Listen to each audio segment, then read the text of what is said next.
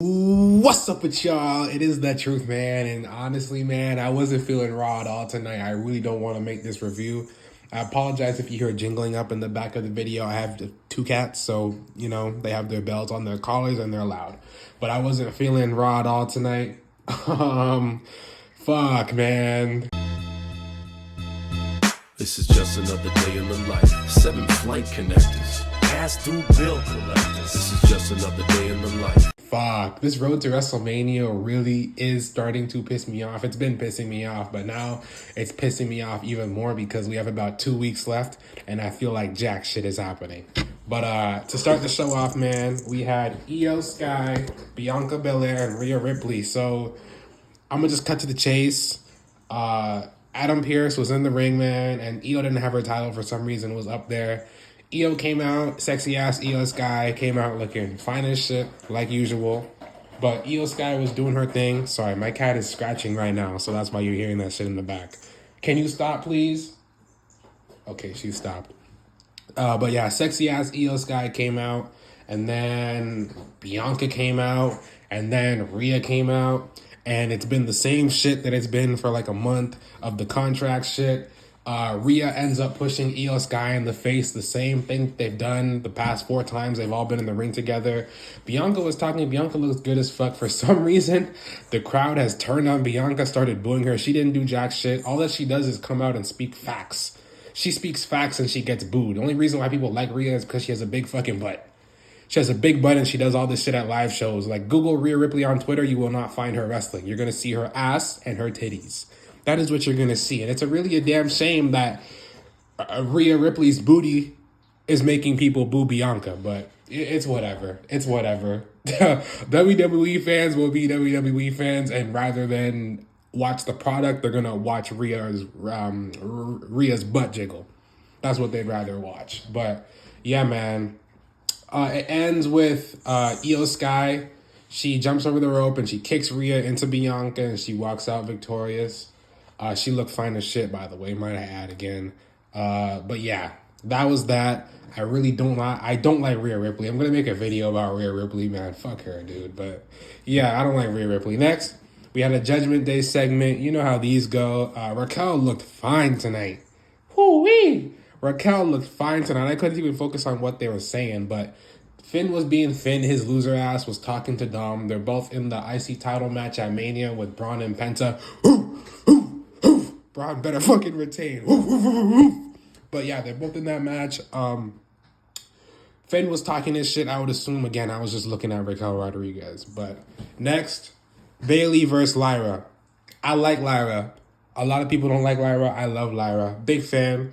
Her entrance theme is amazing. Her gear is amazing. She can wrestle like a motherfucker. She's just being booked wrong.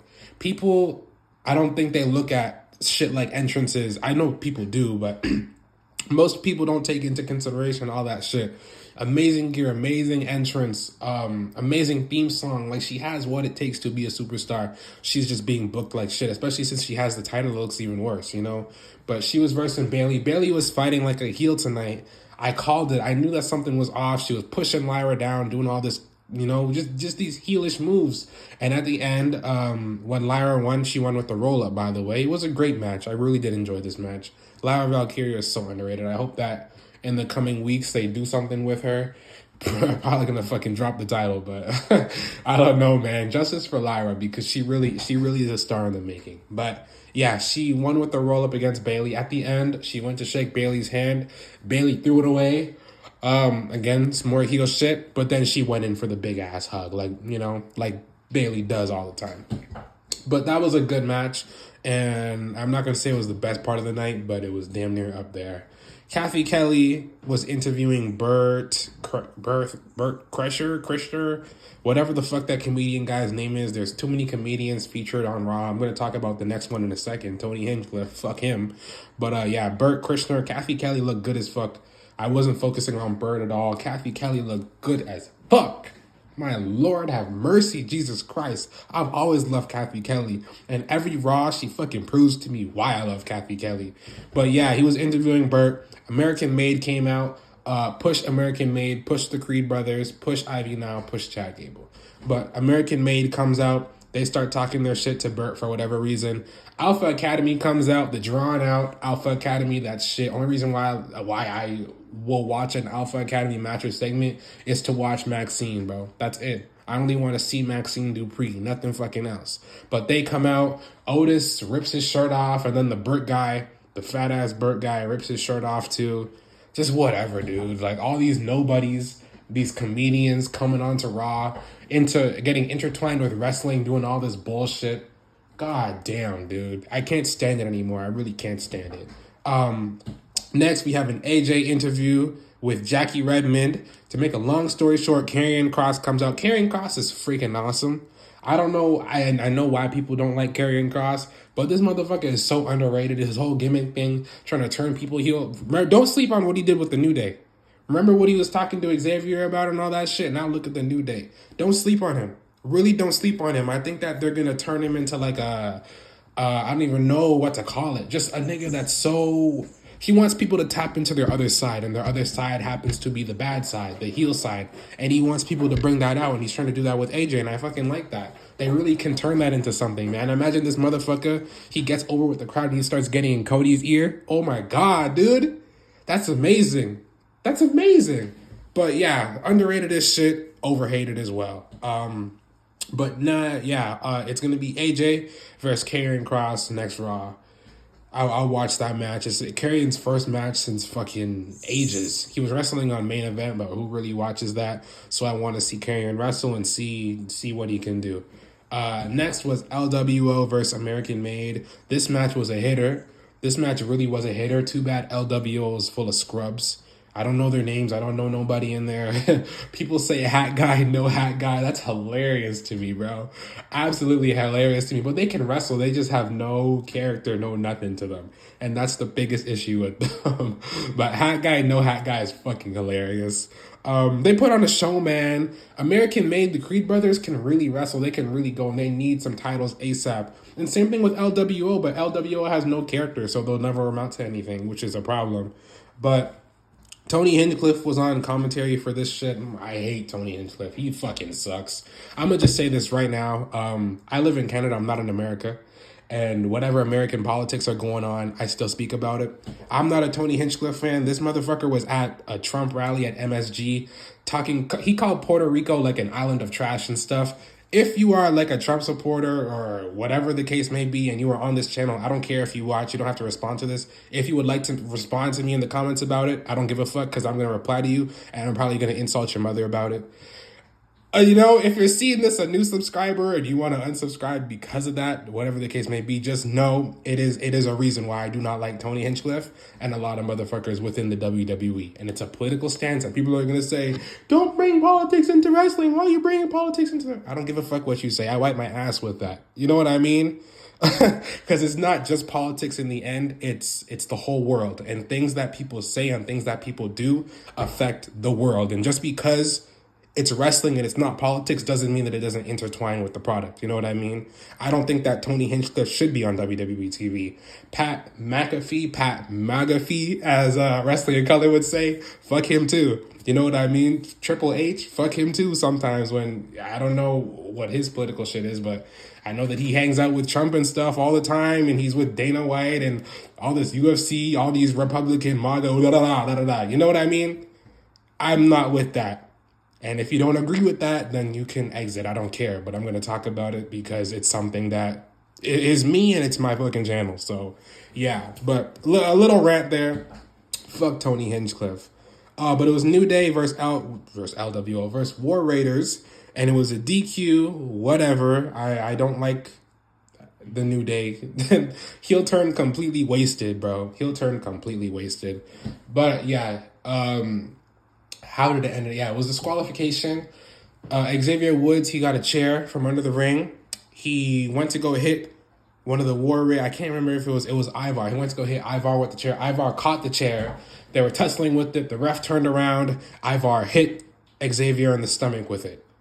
That's a disqualification. I don't know why the fuck he was arguing with the ref after, like Xavier did something. Yes, Xavier did bring the chair in. You're not supposed to hit him with the fucking chair. If it was like an Eddie Guerrero thing, makes sense. Cool, argue with the ref. That's not what happened. Ivar literally fucking hit him. I don't know if it was a botch or what, but it was really stupid. And it was a DQ. Whatever. After this, there was a video package for Cody Rhodes. It was like, felt like 10 minutes. Oh my God, man. Holy shit. Speaking of video packages, Triple H gives himself all of the Hall of Fame packages, and I'm tired of it. Lex Luger is being inducted into the Hall of Fame. The total fucking package. Hulk Hogan tapped out to his goddamn finisher, bro. And he's not getting a package? Michelle McCool's fine ass is not getting a package? The natural disasters, earthquake and typhoon are not getting a video package? Why is Triple H getting all the packages? There's other people being inducted too, you know? Fucking ridiculous. Triple H has always had a big head. Since he came into this company, he's always been thinking that he's the best of the best. And it really shows, bro. It really shows, and it's not going to take away from his greatness, what he's done as a wrestler, all of that stuff. That's not what I'm talking. People are going to be like, Triple H made the business what it is. Okay, I don't care. That's not what I'm talking about. I'm talking about him having a big-ass head and giving himself all of the fucking Hall of Fame packages. All of the goddamn, just everything, bro. I'm tired of Triple H. He has the biggest ego. He's like The Rock. The Rock has a big-ass ego, bro. And Triple H has one, too. He's just not out and about it. You can tell with The Rock because that motherfucker doesn't shut up. Triple H, you see it subtly, and it's with these little things, bro. It's just disrespectful to all the other Hall of Famers. It really goddamn is, and I'm tired of it. Fucking tired of it. This Raw just really pissed me off, bro. It really goddamn did. Shit. I feel like I missed something. I missed Gunther and Jey. Oh my God, bro. Gunther and Jey, they had something going on. So Gunther came out, right? We know what happened with Jimmy.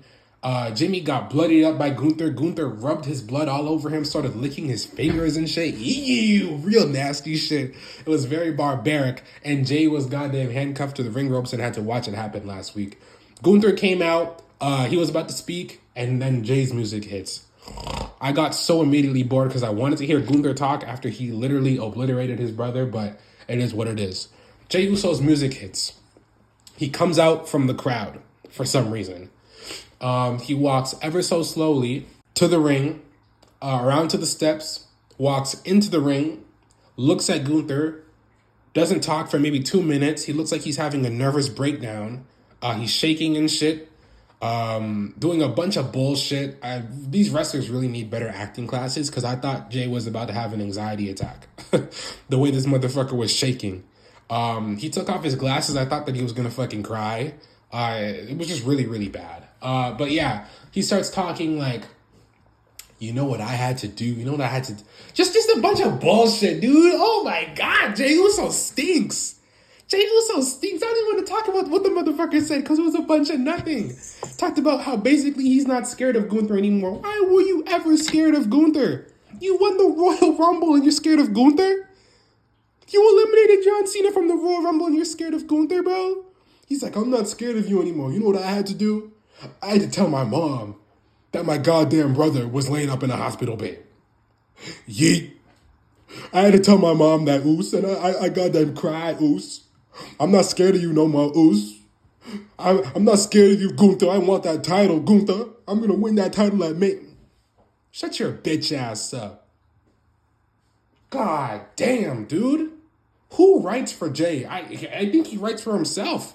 I think you can tell that he writes for himself. My goodness me.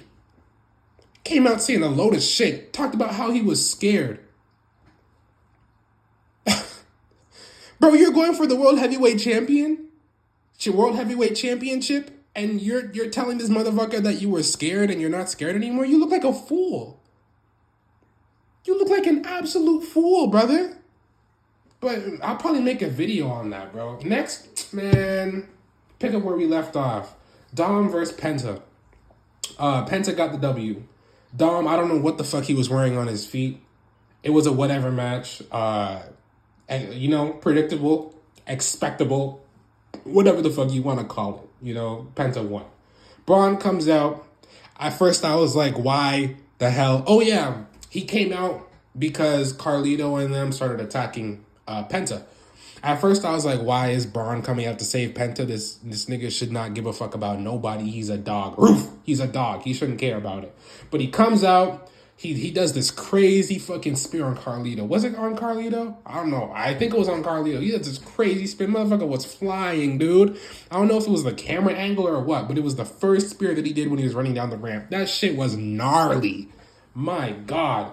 He goes into the ring, starts spearing the fuck out of everybody. He even spears Penta, which I liked because Braun is a dog. He doesn't give a fuck about nobody. Why would he be coming out to save Penta? Speared the fuck out of him. Roof! The dogs were goddamn barking. And where were they? Minnesota? Fuck Minnesota, too. But Finn Balor comes out as well. He hits Braun with, I guess it's his finisher. Took way too long to do the finisher. Braun looked kind of weak. And then I guess they're trying to push Balor again. Pin Balor, shit Balor, whatever you want to call him. His finishing move is the coup de shit because it doesn't work on nobody no more. He can't win nothing with it. And we'll see what happens with Finn Balor. He's in the match at Mania with them, but motherfucker, I can't believe that this is the WWE that we're watching. I was so disappointed with Raw tonight. Last and not least, it was the better part of the night. Paul Heyman. This motherfucker Paul Heyman came out, ladies and gentlemen. He came out and he was talking like he's been hearing a lot of shit in his ear. You know what I mean? A lot of rumors and stuff. So he came there to clear the rumor. He said, I am loyal to Roman. I am loyal to Punk. And there is no chance that he would ever turn his back on either one of them. He loves his tribal chief, and he loves his best friend, CM Punk. And when it comes to WrestleMania, let's get one thing perfectly clear. And then you hear, burn it down. Seth Rollins comes out. He comes out in blue jackets, blue bell-bottom jeans, and what looks to be high heels. Seth Rollins, I am questioning if he is going to divorce Becky and get with another man on the roster. But, yeah. He comes out and he starts bullying Paul Heyman. He starts bullying him later, but he tells Paul that he's neither loyal to Roman or to Punk, and that these people are using him, and he doesn't see that. Paul Heyman does not see that at all. Roman does not give a fuck about him. Roman likes that Paul books his flights. He likes that he books his hotels. He likes that Paul maybe sucks his dick, probably. Because Paul Heyman loves that motherfucker so bad. There has to be something going on there. He likes all of that stuff. Roman does not give a fuck about Paul Heyman as a person. Talked about when Roman lost at Mania and Solo Sikoa was on his tear and he was doing all that shit to Paul Heyman, put Paul through a table. Roman never came to his aid. Not once. CM Punk never came to his aid. Not once. Not one time. The only reason why CM Punk sided with Roman at the Chamber is because he knew that he was going to get a favor out of it. And it makes sense. Punk is a selfish motherfucker. When all that shit happened with The Rock and the soul-taking thing, CM Punk was telling Cody, old Punk would have sold his soul to The Rock. CM Punk, he does shit for himself. That's who he is. And Seth was telling Paul Heyman that. And Paul Heyman, he was there agreeing. When he was talking about how Roman left him with Solo, he was shaking his head and stuff. He completely agreed. And essentially his whole thing that Seth was saying was that they don't care about Paul. They don't care about Paul, and Paul cares about them. CM Punk walked out on Paul 10 years ago and trashed the company for years. Went to the rival company. Was tearing down everything that Paul Heyman was building. And yet they're still best friends today. And how it makes no sense. He was saying that this is a really tough place for, Paul to be in. A very tough place, and it's unfair to be in this place. So he needs to be removed from it. If only there was a way to remove Paul Heyman from the situation entirely. Well, the way to remove Paul Heyman from the situation entirely would be for Seth Rollins to curb stomp his ass in the middle of that ring. And that's what we were alluding to. Seth Rollins starts saying, are you worth this? And hitting him on his chest. hitting him in his face, pushing him, poking the bear, and Paul Heyman, for once in his life, stands up for himself. He says, "Get your goddamn hands off me right now!" And he throws his microphone away. Seth Rollins starts attacking Paul Heyman, backing him up into the goddamn corner, and CM Punk's music hits. And here we get another brawl. Punk and Seth start brawling. Seth takes off his jacket. I damn near thought it was goddamn Becky Lynch I was looking at. He had his bell-bottom jeans tight as shit with his heels on. I was like, Becky returned? Oh, I was confused because your music didn't goddamn hit. I really thought I was looking at this motherfucker's wife when he took off his jacket. But they start doing their thing, brawling around the ring. They get to the steel steps. CM Punk puts Seth's head on the steel steps, setting up a curb stomp. By the time he goes for the curb stomp, CM Punk runs into the ring because Seth ran into the ring. CM Punk didn't get it off in time. Seth hits CM Punk with the curb stomp as he's getting into the ring, and then he's backs into the corner. And Paul Heyman is there like, I'm so sorry, CM Punk, talking to him. Seth, you can see the camera angle, he is going to curb stomp Paul, and he doesn't. He doesn't curb stomp him, and Paul Heyman's looking up at him like, in like awe, like, you know, why didn't you curb stomp me? And then Seth Rollins is like, now you owe me a favor. And that is how that ended. Yeah, Seth Rollins spared Paul Heyman's life tonight. And for that, he owes him a favor. And I want to see how this plays out. I feel like in the end, CM Punk is, I don't even know. I don't know what CM Punk is going to say about this shit. But everybody's saying that Paul Heyman is going to side with Seth Rollins. It wasn't really, like, let's say 2-3 weeks ago, a lot of people weren't necessarily thinking that. But as this favor shit got revealed, now a lot of people think that Punk is going to side with Seth. And this makes it seem like that. This triple threat is really just lame to me. Roman is going to appear next Monday on Raw, by the way. This triple threat is really lame for me. It's for the soul of the company, as Seth said, but I'm not feeling this shit. The YouTube numbers and stuff, they're doing numbers on YouTube. I guess the casual, I don't know what to call them. The people that like this, that fully love wrestling right now, you know, all in, completely defending the WWE. This is their type of shit. This was good, though. This was really, really good. I liked this whole thing, but the rest of Raw was trash. We'll see what NXT has to give tomorrow. Of course, I review NXT. I love NXT, and we'll see how that goes. Friday night SmackDown. I'm not sure what the card is for that yet, of course, but we will see. Should I review AEW Dynamite after Dynasty? The shit show that Dynasty was? I don't know. We will have to see about that as well. But for now, holla at your boy, the Truth Man.